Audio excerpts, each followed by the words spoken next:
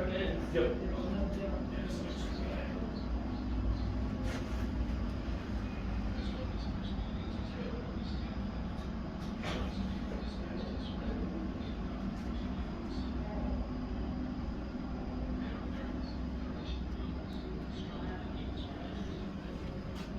They were talking about the salad warehouse last night. I've never been there. I haven't either. I've been curious about it.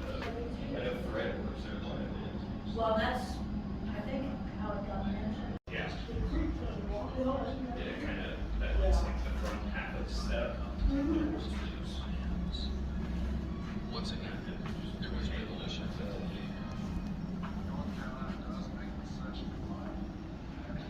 Proper change. Oh, yeah.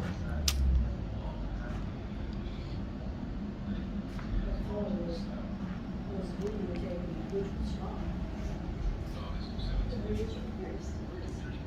From Western counties vetted Jonesborough to discuss the region's future. Among these early state leaders were John Sevier and John Taylor, a gentleman farmer and a theologian citizen of Washington.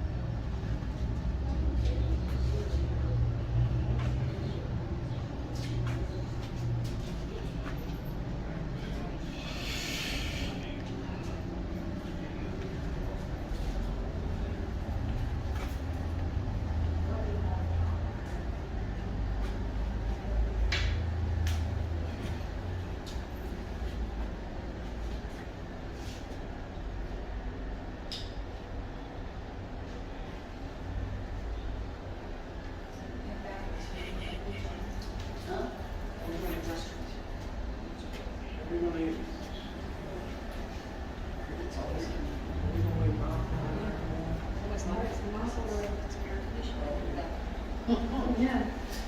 All pluses.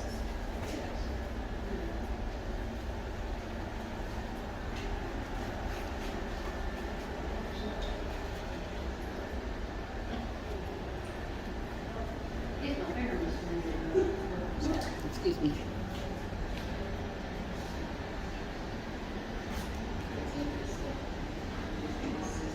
Well, I meant to figure it.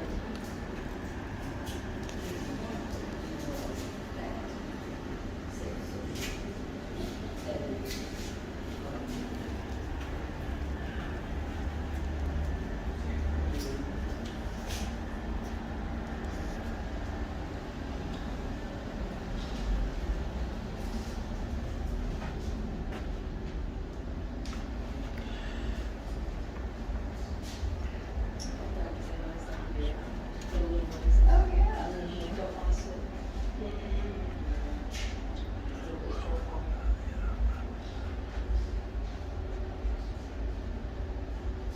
I think they have an A&E church. Okay. A&E Zion.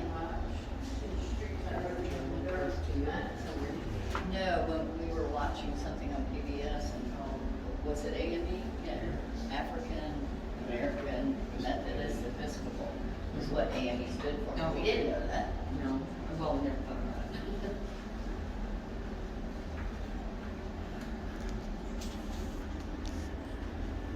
Yeah, that's what that's about. I'd like a desk Pretty like cool. this. Oh, yeah, for sure. We need the right height for me too on the computer. Just order one up. I do. You can grab mine on anybody?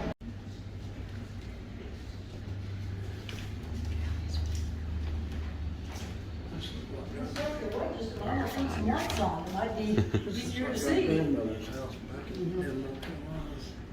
Here's right. Because mine is just now, I just go ahead. Okay, so obviously this was the dining room. Over the years, it's been many different things, but it's always been a dining spot. The guests of the inn would come in and they could have up to 4 meals a day here. And a lot of the townspeople would also come in and mingle. Andrew Jackson was here quite often, as he lived here in town for about a year when he first had begun his law practice. So, they'd have a conversation, over meals. And like I said, the townspeople visited here almost as often as the guests. Now over in the corner, we have an East Lake sideboard. There's some blue roll china there, as we have on the table here. And the pitcher is called a self-serving pitcher, simply because it's on a little, if you've ever seen a tea set that you can just tip it up, you don't have to pick the thing up actually. Well, that's how this works. And so you can get yourself a drink of water. Now, I understand they're pretty rare. There's not a whole lot of them left, so we feel very fortunate to have it. We think this is approximately the size of the room, but over the years, it's been remodeled several times. Yeah. So they went by, you know, you can see where the lines of walls were, but the last thing that this building was before the state of Tennessee took over was an apartment building. So there were apartments up here. So they basically tore that down and began again when the state of Tennessee took it over. When did they take it over? It was actually 1969, I think it began, but they actually started working on reviving it around 1990.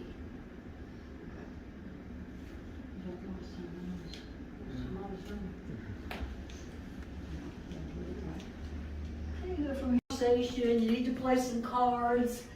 Over in the corner is a melodeon. If someone knew how to play that, they would entertain. Oops, secretary. Over here on this table is the stereoscope, which is a forerunner to Viewmaster. And it's really kind of wild to look at it because it's almost three-dimensional. It's really crazy to look at it. Yeah, look at this. Wow. That's a real to have something like that back in the day. Yeah, and this has been restored to around 1890. And the secretary there, they used to use that to sign people in when they came in. Oh. So it's been working all its life. And if you look here at the picture on the wall, you might think it's kind of unusual in the South. That's Lincoln Uh-huh. and his wife and his son. The sympathies were very split here. We had Northern sympathizers and Southern sympathizers. And as battles would go on, one group may be more in charge than another group. Yeah. The Presbyterian Church, which is just a couple doors down, it actually split during the Civil War.